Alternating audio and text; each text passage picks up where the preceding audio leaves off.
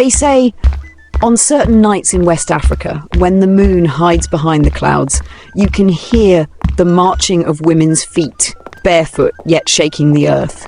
They are not spirits, yet they are not entirely alive either. Their eyes burn like torches, their voices like a storm.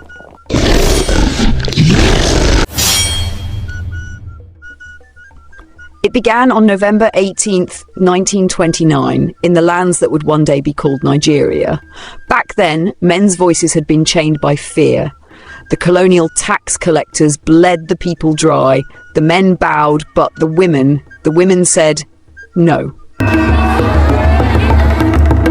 They gathered in secret under the giant silk cotton tree in the dead of night. They whispered names of the strongest, the fiercest women who could fight like lions. From market sellers to farmers' widows, they became warriors. The warriors struck before dawn. They moved in silence, their bare feet making no sound on the red earth. When the tax collectors woke, they woke to fire. Huts of the corrupt were burned to ash, their ledgers of greed destroyed. Any soldier who tried to stop them fell under the swing of sharpened machetes. The invaders fled, but the women chased them into the next city. The war was no longer just about taxes anymore, it was about freedom.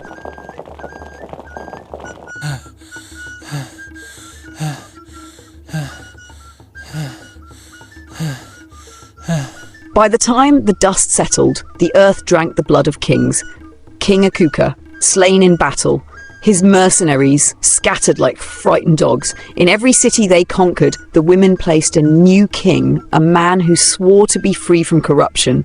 But behind their victory, whispers began. Some said these women were no longer fighting for the people, but for something else.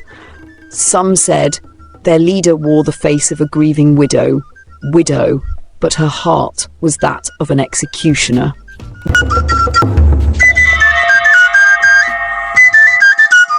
History will tell you they were heroes. The ground will tell you they were killers. But if you ever hear the marching in the night, don't open your door. The people cheered for the warriors, but the leader never smiled. Her name was not the one they knew her by. To them, she was Mama Nwakocha, the fearless mother of freedom.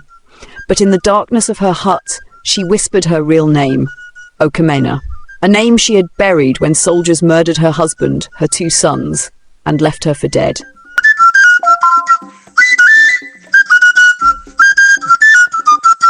Every king she placed on a throne, every tax collector she executed, was chosen not because they were righteous, but because they had no link to the men who destroyed her life. The war was no longer just for the people. It was a map of revenge, a map only she could read, and yet the other warriors did not know. They thought her visions were from the gods, but the gods she served were her own wounds.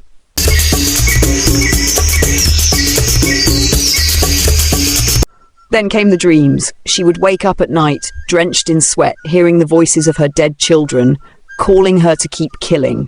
Her sisters in battle saw her staring into the distance for hours, her lips moving in silent conversation. Some whispered she was blessed, others feared she was cursed.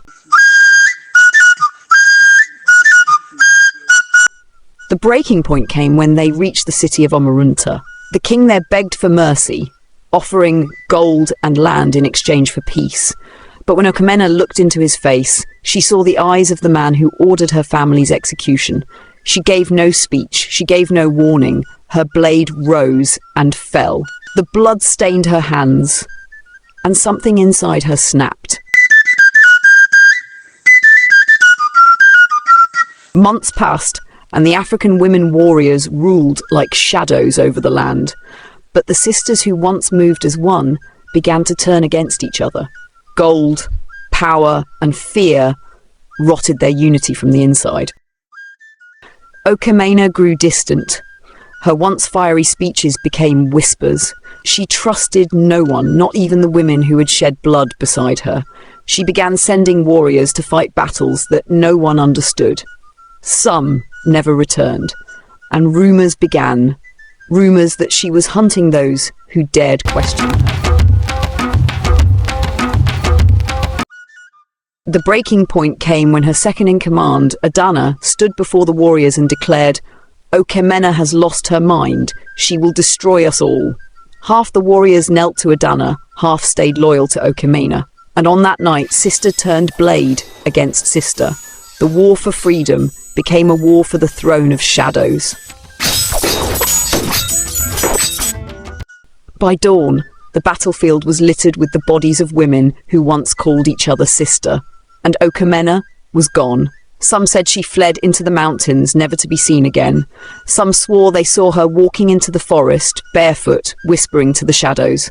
Others believed she had finally followed her family into the world of the dead. And still, on certain nights, when the moon hides behind the clouds, you can hear the marching of women's feet. History is not just the story of kings and warriors. Sometimes it is the cry of the forgotten, the march of the underestimated. But power, no matter how noble, can be poisoned by revenge.